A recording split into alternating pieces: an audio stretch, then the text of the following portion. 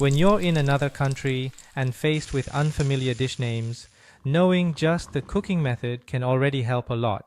And among all the ways food can be prepared, grilling is probably the one people are most comfortable with. Whether it's fish or meat, grilled dishes are usually a safe choice. In Korean, grilled food is called gui, and this is how you write gui in Hangul.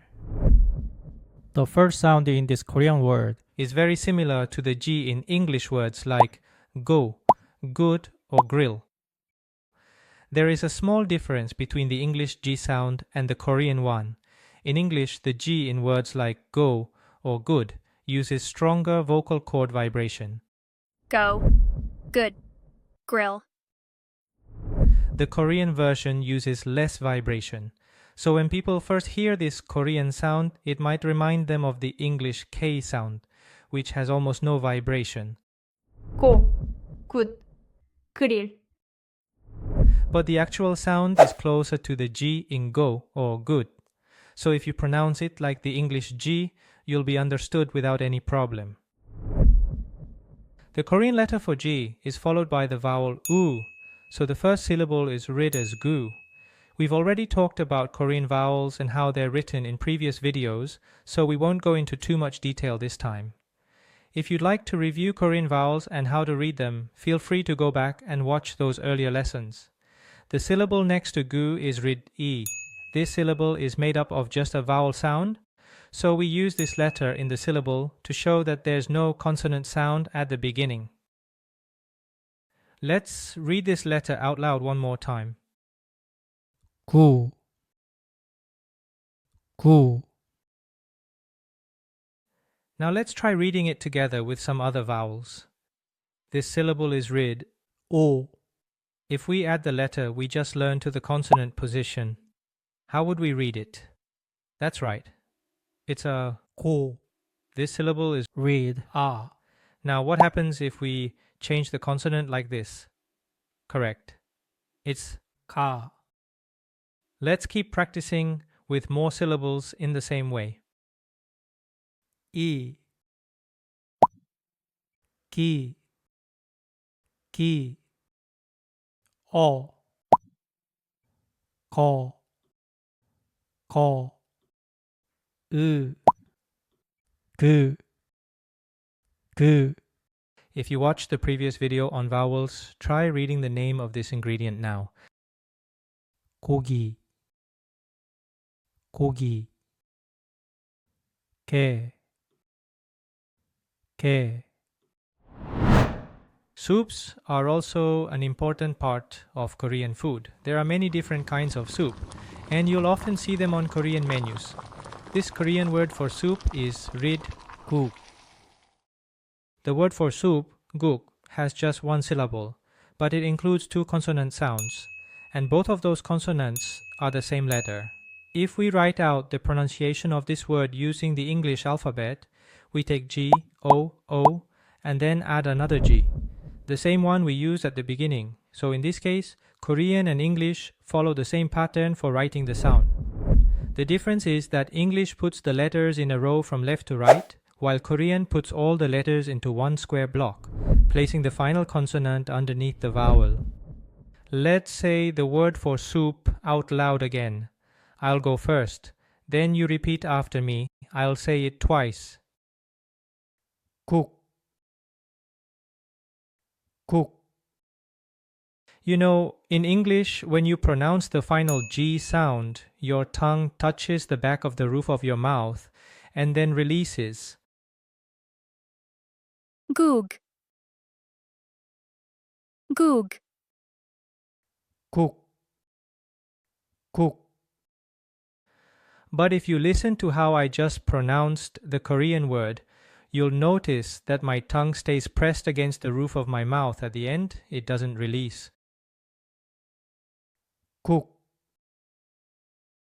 국. This is one of the key differences between how final consonants are pronounced in Korean and English. We'll take another look at this later when we talk about other Korean words that end with consonants. Radish is one of the ingredients most commonly used in Korean soups. It adds a clean and savory flavor to the soup, and it's also known to help with digestion. Now, the type of radish used in Korean cooking is a little different from the small red radishes you might be familiar with. Korean radish is larger, white, and has a denser texture. In Korean, radish is called mu. We write this one-syllable word by putting the Korean letter that sounds like the English M above the vowel U. Let's read this letter out loud one more time. Mu. Mu. Now let's practice reading the Hangul M with some vowels other than U. Mo. Mo. Mu. Mu. Ma. Ma. Mo. Mo. Mi. Mi. In English, when M comes at the end of a syllable, we close our lips and let the vocal cords vibrate to make the sound. Mom, dream, farm. Hangul M works the same way. When it's at the end of a syllable, we also close the lips and vibrate the vocal cords to finish the sound. Mom, dream, farm. Seaweed, or more specifically dried laver, is called kim in Korean, and this is how we write it in Hangul. As you can see, we use the Hangul M at the end of the syllable to show the final M sound. Since M comes at the end, we start with the gi sound and finish by closing the lips and vibrating the vocal cords, just like in English. Kim. Kim. Now let's learn the Korean names for some other cooking methods and the Hangul letters used to write them. In Korean cooking, juk refers to rice porridge. It's often eaten when someone is sick or recovering, and it's considered a healthy, healing food. Because of the many ingredients and flavors it can include, you can also find it on the menu at regular restaurants. And if you walk around in Korea, you'll often see restaurant signs that specialize in porridge. The first sound in the word juk is written like this in Hangul. It's the same syllable as gug, which we studied earlier, but here we're replacing the first consonant with this one that represents the J sound in English. This letter sounds similar to the J in June or the G in general. Now try reading this letter with other vowels as well. 조, 조, 주, 주, 주, 주, 지, 지, 저, 저, 자, 자, 가지, 가지, 겨자, 겨자. In the next video, we'll keep learning Hangul using more Korean menu items, ingredients, and food names. And if you click the link in the description below, you can download a practice sheet to review the Hangul we learned in this video. See you in the next video.